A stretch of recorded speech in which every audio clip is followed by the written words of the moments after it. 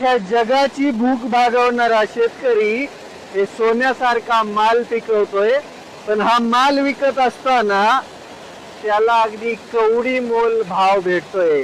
एका बियापासून 1000 बिया तयार करतो आम्ही या काळ्या शेतामध्ये अगदी सोन्यासारखी पिकं उभी करतो आणि जेव्हा माल येतो, माल विकायची वेळ येते, तेव्हा सरकारी धोरणांमुळे शेतकरी उद्ध्वस्त होतो।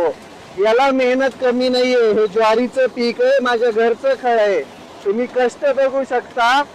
ज्वारी काढायला आज 600 रुपये हजरी आहे एका बाईला।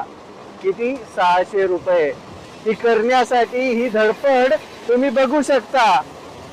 पण या सोन्यासारख्या पिकाला जेव्हा भाव घ्यायची वेळ येते, तेव्हा त्या शेतकऱ्याच्या पदरामध्ये फक्त निराशा पडते, निराशा। पाहिलं काय क्वालिटीचा माल आहे, दिसतोय?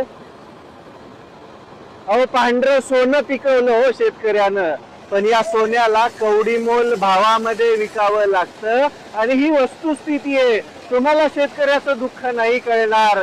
शेतकऱ्याचं दुःख कळण्यासाठी शेतकऱ्याच्या पोटाला जन्म घ्यावा लागतो, त्याचा संघर्ष बघावा लागतो, या शेतांमध्ये राबावं लागतं आणि त्याच्यानंतर हा जो माल हातामध्ये येतो आणि हा विकायला जेव्हा आपण जातो, तेव्हा तळपायाची आग मस्तकामध्ये जाते, कारण की हे सोनं कवडी मोल भावाने विकावं लागतं आणि शेतकऱ्याला नंतर फक्त आणि फक्त निराशा हातात घेऊन घरी यावं लागतं।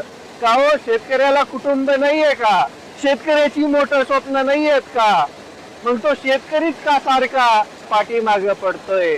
तो शेतकरीच का कायम तुच्छतेच्या नजरेने बघितला जातोय? का आम्ही जगाचं पोट भरतो, आम्ही आमच्यामध्ये माणुसकी ठेवून या काळ्या शेतांमध्ये पिकं उभी करून त्याच्यामधून सोनं पिकवायचा प्रयत्न करतो, हा आमचा गुन्हा का?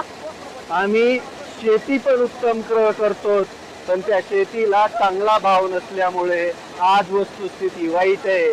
सरकारला, मायबाप सरकारला माझी विनंती आहे, आम्हा शेतकऱ्यांना योग्य हमी भाव द्या, योग्य विक्री व्यवस्था द्या, आम्ही शेतकरी मिळून तुम्हा सरकारला कर्ज देऊ, आम्हाला कशाचीच गरज पडणार नाही। तुमची धोरणं जरा बदला आणि शेतकऱ्यांकडे लक्ष द्यायचा प्रयत्न करा।